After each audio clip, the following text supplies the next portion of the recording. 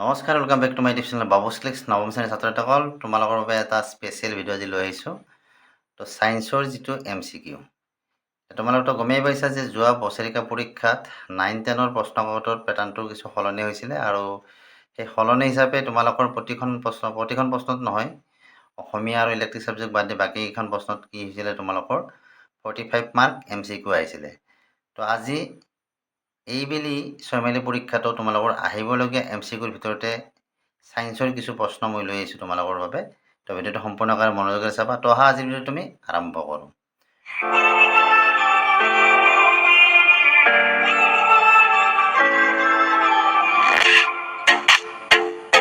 তো প্ৰথম প্ৰশ্ন লোৱা হৈছিলে যে 293 কেলভিন উষ্ণতাক চেণ্টিগ্ৰেডত প্ৰকাশ কৰিলে কি হ'ব? 4টা অপশ্যন দিয়া আছে: 30 degree centigrade, 25 degree centigrade, 20 degree centigrade আৰু 10 ডিগ্ৰী চেণ্টিগ্ৰেড।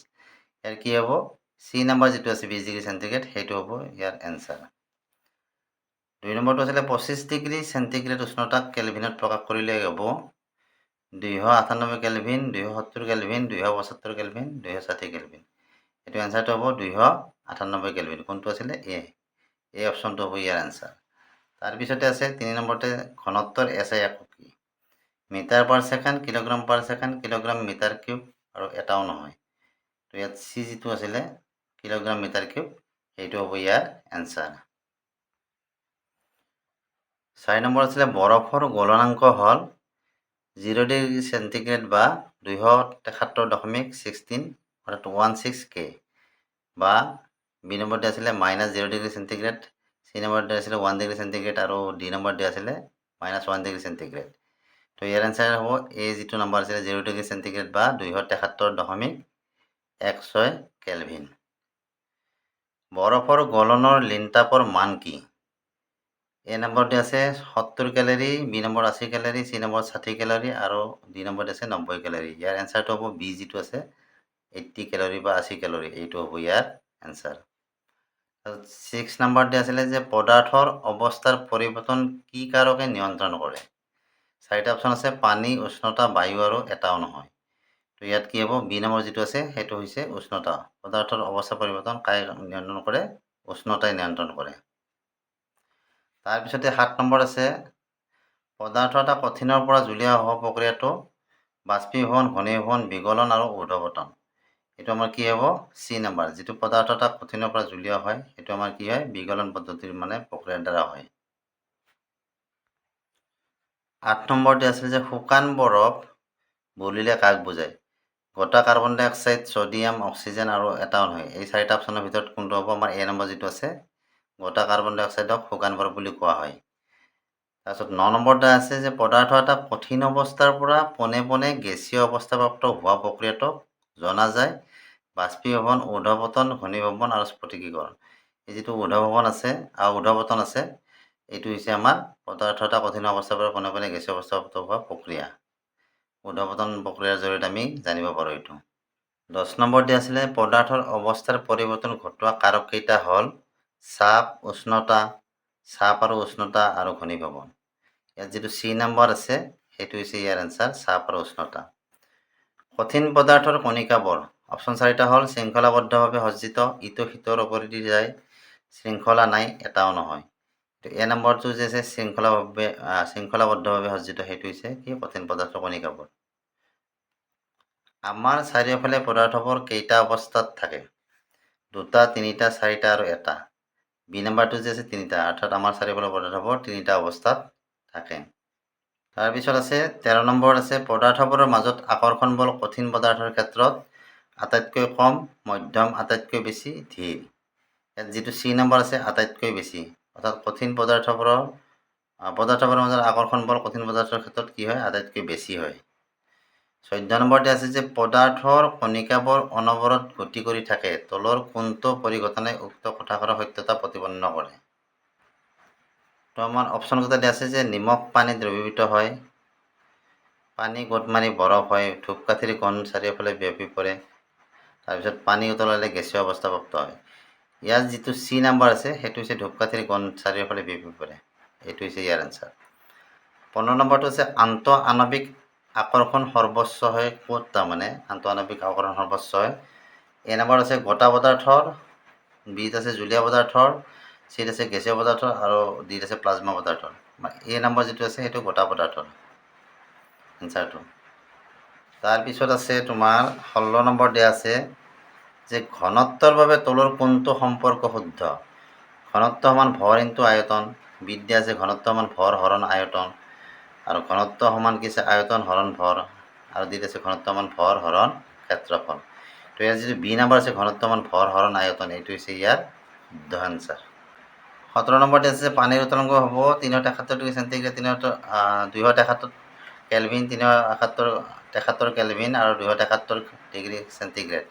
ইয়াৰ এনচাৰটো হ'ব আমাৰ চি নম্বৰ যিটো আছে 373 কেলভিন, এইটো হ'ব ইয়াৰ উতলাংক পানীৰ।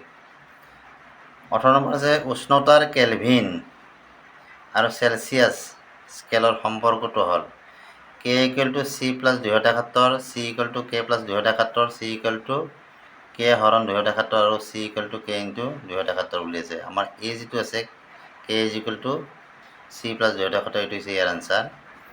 তাৰপিছত দিয়া আছে পদাৰ্থৰ পঞ্চম অৱস্থা হ'ল প্লাজমা, BEC, CNG, লেজাৰ। ইয়াত যিটো বি নম্বৰ আছে BEC, এইটো হৈছে পদাৰ্থৰ পঞ্চম অৱস্থা।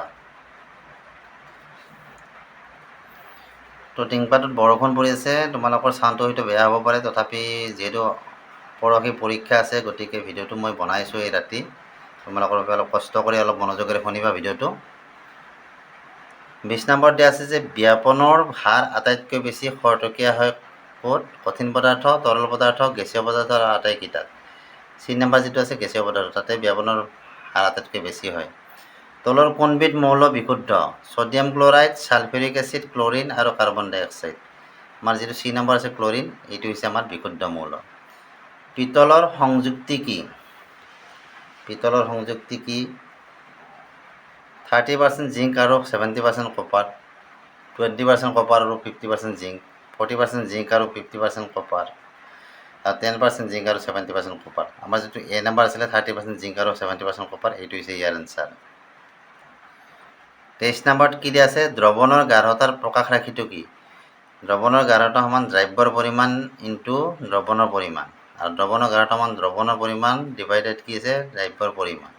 দ্ৰৱণৰ গাঢ়তা সমান কি দিয়া আছে দ্ৰব্যৰ পৰিমাণ ডিভাইডেড দ্ৰৱণৰ পৰিমাণ, আকৌ দ্ৰৱণৰ গাঢ়তা দিয়া আছে দ্ৰব্যৰ পৰিমাণ প্লাছ দ্ৰৱণৰ পৰিমাণ। যিটো চি নম্বৰ দিয়া আছে দ্ৰৱণৰ গাঢ়তা দ্ৰব্যৰ পৰিমাণ হৰণ দ্ৰৱণৰ পৰিমাণ, এইটো হৈছে ইয়াৰ আনচাৰ। তো 24 নম্বৰটো আছোঁ গাখীৰৰ পৰা মাখন পৃথকীকৰণ পদ্ধতিটো হ'ল বৰ্ণলেখন, ঊৰ্ধ্বপতন, পাতন, অপকেন্দ্ৰণ। তো ডি নম্বৰ যিটো আছে অপকেন্দ্ৰণ, এই পদ্ধতিৰে আমাৰ কি হয় গাখীৰৰ পৰা মাখন পৃথকীকৰণ কৰা হয়। এমনিয়াম ক্লৰাইডৰ পৰা নিমখ পৃথকীকৰণ পদ্ধতিটো হ'ল ঊৰ্ধ্বপতন, পাতন, অপকেন্দ্ৰণ আৰু বৰ্ণলেখন। এইটো যিটো এ নম্বৰ আছে ঊৰ্ধ্বপতনৰ দ্বাৰা আমাৰ কি হয় এমনিয়াম ক্লৰাইডৰ পৰা নিমখ পৃথকীকৰণ কৰা হয়। ৰঙীন দ্ৰৱ এটাৰ পৰা ৰঞ্জক পদাৰ্থ পৃথকীকৰণ পদ্ধতিটো হ'ল ঊৰ্ধ্বপতন, বৰ্ণলেখন, অপকেন্দ্ৰণ, পাতন। ইয়াত যিটো বি নম্বৰ আছে বৰ্ণলেখন, এই বৰ্ণলেখনৰ দ্বাৰা ইয়াক পৃথকীকৰণ কৰা হয়। তাৰপিছত আছে কি পদ্ধতিৰে বায়ুৰ পৰা তাৰ উপাদানবোৰ পৃথক কৰিব পাৰি? আংশিক পাতন পদ্ধতি, স্ফটিকীকৰণ, অপকেন্দ্ৰণ আৰু পাতন। আমাৰ যিটো এ পদ্ধতি আছে, এ নম্বৰত যিটো আছে আংশিক পাতন পদ্ধতি, ইয়াৰ দ্বাৰা কি কৰিব পাৰি বায়ুৰ পৰা উপাদানবোৰ পৃথক কৰিব পাৰি। তাৰপিছতে আছে সাগৰৰ পানীৰ পৰা নিমখ পৃথকীকৰণ পদ্ধতিটো অপকেন্দ্ৰিক, বাষ্পীভৱন প্ৰণালী, পাতন আৰু স্ফটিকীকৰণ।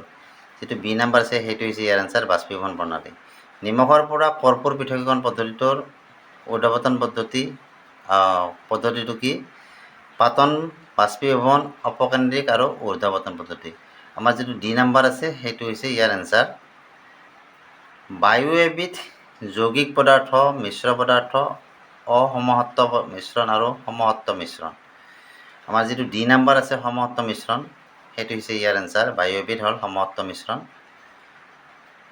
31 নম্বৰ প্ৰশ্ন, চক আৰু চেনিৰ মিশ্ৰণ এটাৰ পৃথক কৰিব পাৰি। চক আৰু চেনিৰ মিশ্ৰণ এটা পৃথক কৰিব পাৰি পাতন পথাৰে, বৰ্ণলেখন পদ্ধতিৰে, পৰিস্ৰাৱন পথাৰে আৰু স্ফটিকীকৰণ পথাৰে। যিটো চি নম্বৰ আছে পৰিস্ৰাৱন পথাৰে, এইটো হৈছে ইয়াৰ এনচাৰ। 32 নম্বৰ প্ৰশ্ন, বায়ুৰ প্ৰধান উপাদানবোৰ হ'ল নাইট্ৰজেন আৰু অক্সিজেন, অক্সিজেন আৰু কাৰ্বন ডাই অক্সাইড, অক্সিজেন আৰু জলীয় বাষ্প, নাইট্ৰজেন আৰু কাৰ্বন ডাই অক্সাইড। যিটো এ নম্বৰ আছে নাইট্ৰজেন আৰু অক্সিজেন, এইটো হৈছে ইয়াৰ এনচাৰ। তলৰ কোনটো দ্ৰৱণে টিণ্ডেল প্ৰভাৱ দেখুৱায়? গাখীৰ পানীৰ মিশ্ৰণ, কপাৰ ছালফেট, বায়ু, নিমখ পানীৰ মিশ্ৰণ। এই যিটো এ নম্বৰ আছিলে গাখীৰ পানীৰ মিশ্ৰণ, এইটোৱে টিণ্ডেল প্ৰভাৱ দেখুৱায়। এক পাৰমাণৱিক ভৰ একক 1U হৈছে H-ৰ এটা পৰমাণুৰ ভৰ 1/12 ইনটু চি, এটা কাৰ্বন তাৰমানে 12টা বুজাইছে এইটো। চি বাৰৰ এটা পৰমাণুৰ ভৰ 12টা পৰমাণু আছে ইয়াত, তাৰমানে চিৰ এটা পৰমাণুৰ ভৰ আৰু 1/6 ইনটু অক্সিজেনৰ 6 মানে 16টা পৰমাণুৰ মানে ভৰৰ কথা কৈছে ইয়াত। তো ইয়াত যিটো বি নম্বৰ আছে 1/12 ইনটু চি 12 এটা পৰমাণু ভৰ, এইটো হৈছে ইয়াৰ এনচাৰ। ফেৰিক অক্সাইডৰ সংকেত হৈছে ferric oxide FeO, FeO2, Fe2O3 আৰু Fe3O4। ইয়াত যিটো চি নম্বৰ আছে Fe2O3, এইটো হৈছে ইয়াৰ এনচাৰ। তাৰপিছতে আছে তোমালোকৰ এলুমিনিয়াম অক্সাইডত এলুমিনিয়ামৰ যোজ্যতা হৈছে 2, 3, 4, 6। ইয়াত যিটো বি নম্বৰ আছে এইটো হৈছে 3, এনচাৰটো হৈছে ইয়াত 3। পদাৰ্থৰ কিছুমান ক্ষুদ্ৰাতি ক্ষুদ্ৰ পৰমাণুৰ দ্বাৰা গঠিত কোনজনা ভাৰতীয় মহৰ্ষি এই চিন্তাটো প্ৰথমবাৰৰ বাবে কৰিছিল? পাকুধা, কাৰ্টায়াম, কণাদ, ব্যাস আৰু চৰক। ইয়াত যিটো বি নম্বৰ আছে কণাদ, এইটো হৈছে ইয়াৰ এনচাৰ। পদাৰ্থৰ এক মলত থকা অনুসংখ্যা 6.022 ইনটু 10⁻23, 1.43, 6.011 ইনটু 10⁻11 আৰু 7.14। ইয়াত যিটো এ নম্বৰ আছে 6.022 ইনটু 10⁻23, এইটো হৈছে ইয়াৰ এনচাৰ। পানীৰ আপেক্ষিক আণৱিক ভৰ হয় 1U, 24U, 18U আৰু 16U। যিটো চি নম্বৰ আছে 18U, এইটো হৈছে ইয়াৰ এনচাৰ। তাৰপিছতে আছে তলৰ কোনটো কোষ অংগাণু প্ৰাণীকোষত পোৱা নাযায়? মাইটকণ্ড্ৰিয়া, গলজি সংঘ, ৰসধানী আৰু প্লাষ্টিড। ইয়াত যিটো ডি নম্বৰ আছে এইটো হৈছে ইয়াৰ এনচাৰ।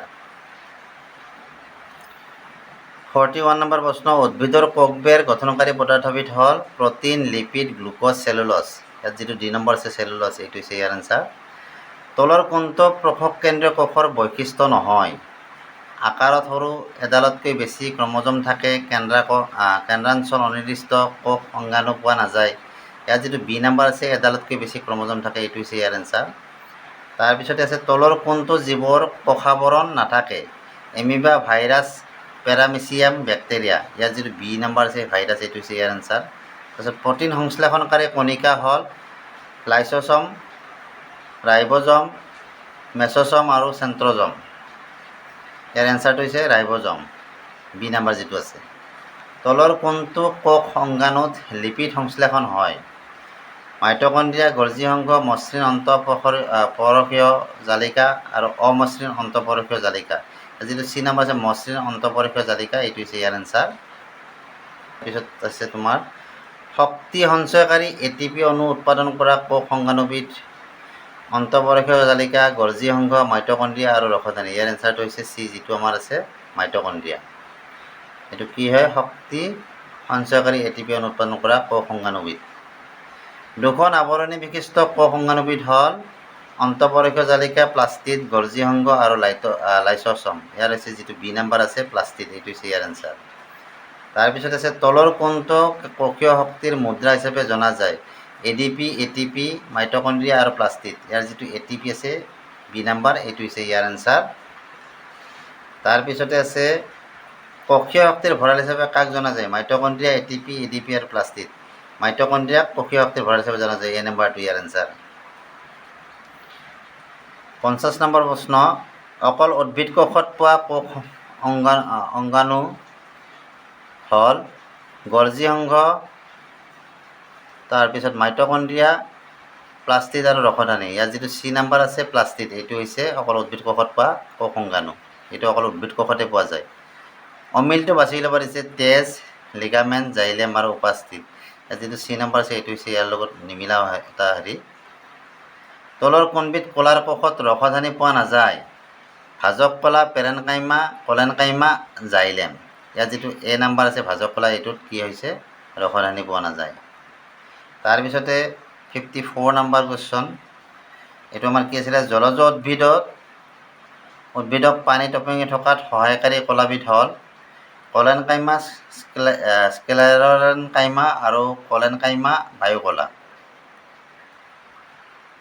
তো ইয়াত ডি নাম্বাৰ যিটো আছে বায়ুকলা, এইটো হৈছে আমাৰ এনচাৰ। তলৰ অংশ দুটাৰ আধাৰত শুদ্ধ বিকল্প বাছনি কৰিব দিছে। ইয়াত কেনেকুৱা হ'ব চাবা, এইটো বস্তু অলপ বেলেগ টাইপৰ আছে। ইয়াত কি দিয়া আছে, প্ৰথমতে এ গ্ৰুপ আৰু বি গ্ৰুপ দুটা দিয়া আছে। পি সৰলচতী আচ্ছাদন কলা, স্নায়ু কলা, পেশী কলা, গ্ৰন্থিময় আচ্ছাদন কলা। ইয়াত মানে মিলামিলিকৈ দিয়া আছে। মস্তিষ্ক, হৃদযন্ত্ৰ, বৃক্কনলী আৰু গ্ৰাহকনলী আমাক মিলাব দিছে। ইয়াত আমাক অপশ্যন দিয়া আছে, এত দিয়া আছে পিটো তাৰমানে 4 নম্বৰত বুলি কৈছে, কিউটো 1 নম্বৰ বুলি কৈছে, আকৌ আৰটো আমাৰ 2 নম্বৰ বুলি কৈছে, আৰু এছটো আমাৰ কি বুলি কৈছে 3 নম্বৰ বুলি কৈছে। ইয়াত বিত কি দিয়া আছে, P 4 number, Q 1 number, R 3 number, S 2 number. চিত দিয়া আছে P 3 number, Q 1 number, R 4 number, S 2 number. আৰু ডিত দিয়া আছে P 3 number, Q 1 number, R 2 number, S 4 number. তো ইয়াৰ এনচাৰটো আমাৰ পি এটো হ'ব। ইয়াত কি হ'ব, সৰস্বতী আচ্ছাদন তোমাৰ কি দিয়া আছে, পি 4 নম্বৰ অৰ্থাৎ গ্ৰাহকনলীত হয়। স্নায়ু কলাটো আমাৰ কি হ'ব, 1 নম্বৰ দিয়া আছে মস্তিষ্কত। পেশী কলাটো আমাৰ কি হ'ব, হৃদযন্ত্ৰত হ'ব, এইটো 2 নম্বৰ দিয়া আছে। তাৰপিছত গ্ৰন্থিময় আচ্ছাদন কলা আমাৰ ক'ত হয়, 3 নম্বৰ যিটো বৃক্কনলী। তাৰপিছতে আছে 56 নম্বৰ কুৱেশ্যন। 6 মিটাৰ/ছেকেণ্ড বেগত গতি কৰি থকা বস্তু এটাৰ 2 ছেকেণ্ড পিছত বেগ 8 মিটাৰ/ছেকেণ্ড হ'লে বস্তুটোৰ ত্বৰণ হ'ব কিমান? 0, 1 মিটাৰ/ছেকেণ্ড, 2 মিটাৰ/ছেকেণ্ড আৰু কি 4 মিটাৰ/ছেকেণ্ড দিয়া আছে।